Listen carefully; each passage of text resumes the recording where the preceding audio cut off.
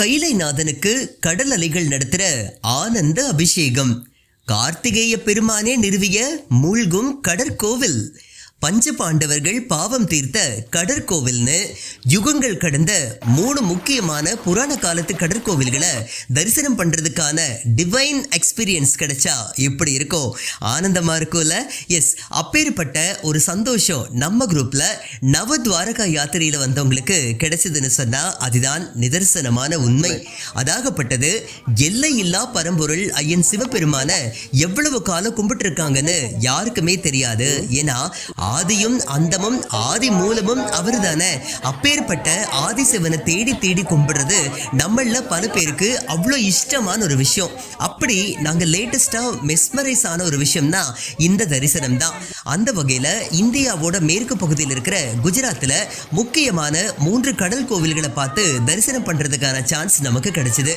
ஒரு இடத்துல கடல் அலைகள் சிவனை தொட்டு அபிஷேகம் பண்ணுது, இன்னொரு இடத்துல முழு கோவிலும் கடலுக்குள்ள மறைஞ்சு போகுது, 3ஆவதா இருக்கிற இடத்துல 1 கிலோமீட்டர் தூரம் வரைக்கும் கடல் பின்வாங்கி தரிசனம் பண்றதுக்கான வழியை நமக்காக விடுது. கேட்கறதுக்கே எவ்வளோ ஆச்சரியமா இருக்கு. நீங்க நேர்ல பாத்தீங்கன்னா இதை விட இன்னும் பிரம்மாண்டமான எக்ஸ்பீரியன்ஸ் உங்களுக்கு கிடைக்கும்.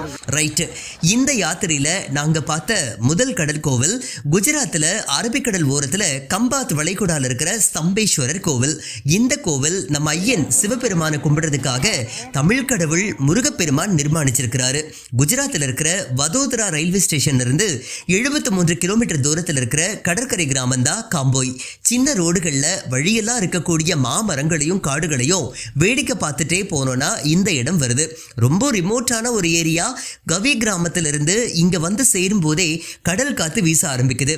ஆனா நாங்க போற மத்தியான நேரத்துல குஜராத் கடல் காத்து கூட அனல் காத்தாதான் வீசுச்சு. என்ன பண்றது, நமக்கு லக்க அவ்வளவுதான். கடல் வத்தி போய் ஈரம் மட்டும் தெரிய பழங்கால போட் ஜெட்டி மாதிரி தூரத்துல தெரிஞ்சது ஸ்தம்பேஸ்வரர் கோவில்.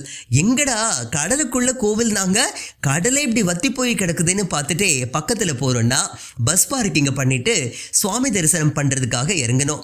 கவி காம்போய்னு சொல்லப்படுற இந்த கடற்கரையில கொளுத்துற வெயில்ல தரையெல்லாம் தகதகன்னு இருந்துச்சு. கடலோரத்துல கோவிலுக்கு வர்றவங்களுக்காகவே சின்ன சின்ன ஷெட் கடைகள்லாம் போட்டிருக்காங்க. நாங்க போன டைம் பார்த்தீங்கன்னா லோ டைட் டைம், அதாவது அலைகள் உள்ள போன நேரங்கிறதுனால கோவில் மூழ்காம இருந்துச்சு.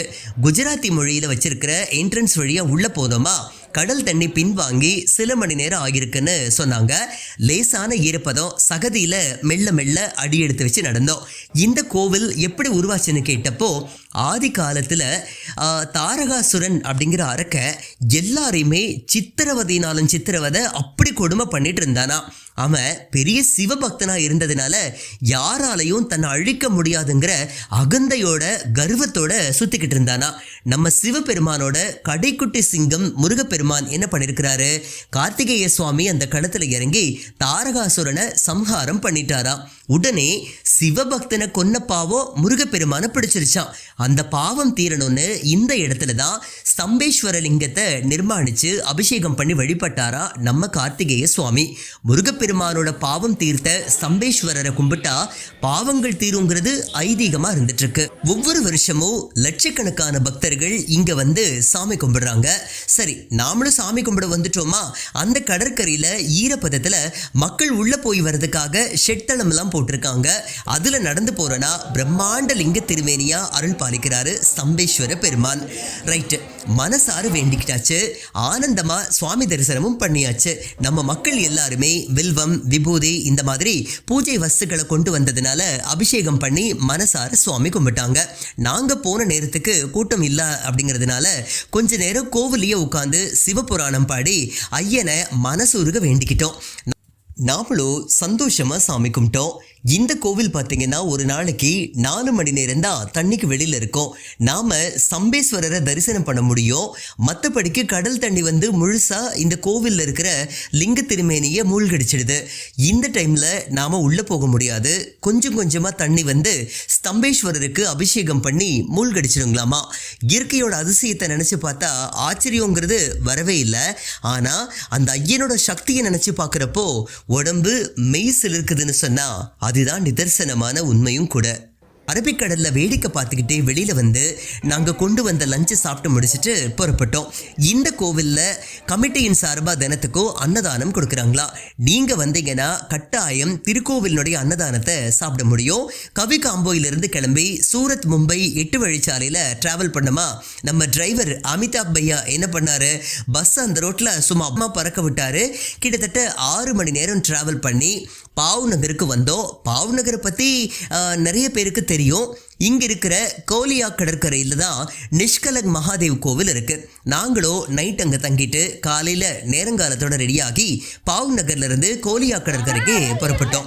நாங்கள் பஸ்ஸில் வர்றதை பார்த்துட்டு அந்த ஏரியாவில் இருக்கிற குட்டி ஏஞ்சல்ஸ் எல்லாருமே ஓடி வந்துட்டு வாலண்டியராக நம்மளை கடலுக்கு கூப்பிட்டுட்டு போனாங்க.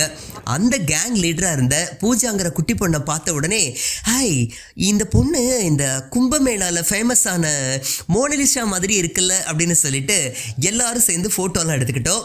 5-6 சுட்டி பொண்ணுங்க எல்லாரும் ஒன்று சேர்ந்துக்கிட்டு குரூப்பில் வந்தவங்கள கையை பிடிச்சி கடலுக்குள்ளே கூட்டிகிட்டு போனாங்க. கடற்கரையிலேருந்து 1 கிலோமீட்டர் தூரத்துக்கு கடல் தண்ணி உள்வாங்கி இருந்துச்சு. அப்புறம் என்ன, செப்பலை கழட்டிட்டு கடலுக்குள்ளே நடந்து போனோம். தண்ணியில் கால் நனைச்சு மெதுவாக ஒரு 10 நிமிஷம் நடந்தமா கோயிலுக்கு வந்தாச்சு. இந்த கோவில் பார்த்தீங்கன்னா பஞ்ச பாண்டவர்களின் பாவம் தீர்த்த சிவபெருமான் 5 லிங்கமா பிரதிஷ்டை பண்ணி வழிபட்டுட்டு இருந்திருக்காங்க.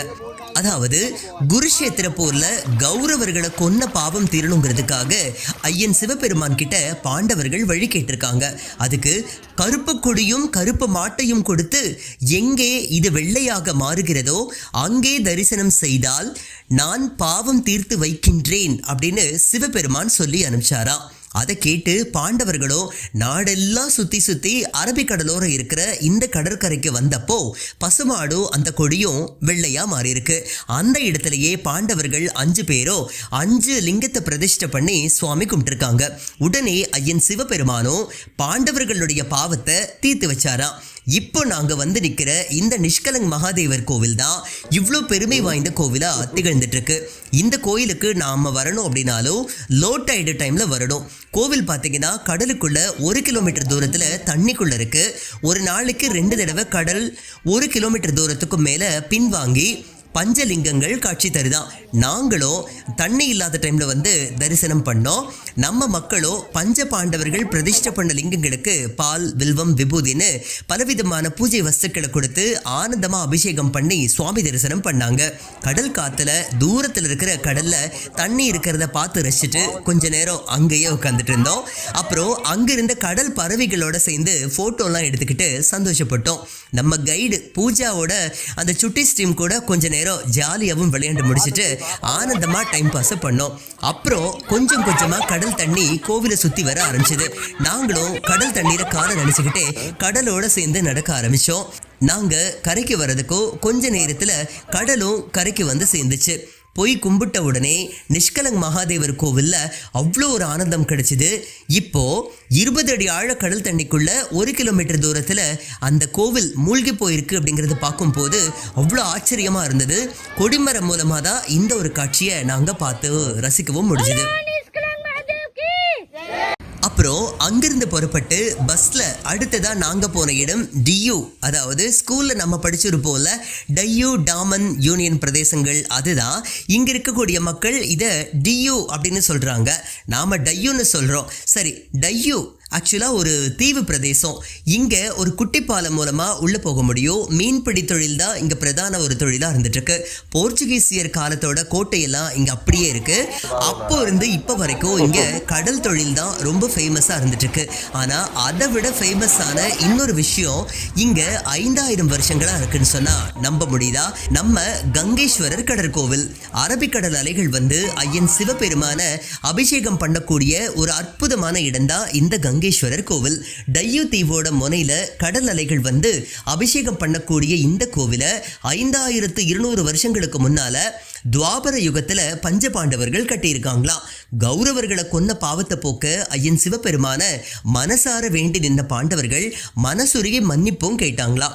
உடனே பக்கத்தில் இருந்த கடல் அலைகள் தானாவே வந்து பஞ்ச பாண்டவர்கள் நிறுவன லிங்கங்களுக்கு அபிஷேகம் பண்ண ஆரம்பிச்சுதான். பாண்டவர்களுடைய பாவமும் மன்னிக்கப்பட்டுச்சுன்னு புராணங்கள் சொல்லுது. 5000 வருஷங்களுக்கு மேலாகியும் துவாபர யுகம் முடிஞ்சு கலியுகம் தொடங்கினதுக்கு அப்புறம் கூட இப்போ வரைக்கும் கடல் அலைகள் ஐயனுக்கு அபிஷேகம் பண்ணி சுவாமி கும்பிடுது. கடற்கரையோரத்தில் குட்டி குகையில் பஞ்சலிங்கங்களுக்கு நாமளும் அபிஷேகம் எல்லாம் பண்ணி கொஞ்ச நேரம் அமைதியாக உட்காந்து சாமியும் கும்பிட்டுட்டு வந்தோம். அப்புறம் அரபிக்கடலில் காலை நினச்சிக்கிட்டு தீர்த்தமெல்லாம் எடுத்துக்கிட்டு புறப்பட ஆரம்பித்தோம். டயுக்வி தீவில் அந்த காலை நேர அனுபவம் அப்படிங்கிறது ரொம்ப சூப்பராக இருந்தது. 100 வருஷம் ஆனாலும் மறக்கவே முடியாதுன்னு சொல்கிற அளவுக்கு டாப் கிளாஸாக இருந்தது. நம்ம இந்த நவத்வாரகா யாத்திரையில் யுகங்கள் கடந்த 3 கடற்கோவில்களில் சுவாமி தரிசனம் பண்ணது சூப்பரான வைப்பாக இருந்துச்சு. எல்லா உயிர்களோடு இயற்கையே வழிபடக்கூடிய ஈசனை காண நமக்கும் ஒரு வாய்ப்பு கிடைச்சது மிகப்பெரிய ஒரு பிறவி பலன் அப்படின்னு கூட சொல்ல தோணுது. அது மட்டும் இல்லாமல் பகவான் கிருஷ்ணரோட பாதையில் நம்ம நவத்வாரகா யாத்திரை வந்தப்போ பரம்பொருள் ஈசனையும் தரிசனம் பண்ணோம். அடுத்ததா நவத்வாரகை அனுபவங்கள் ஒன்றா உங்களுக்காக வந்துகிட்டே இருக்கு. பார்க்கறதுக்கு ரெடியா இருங்க.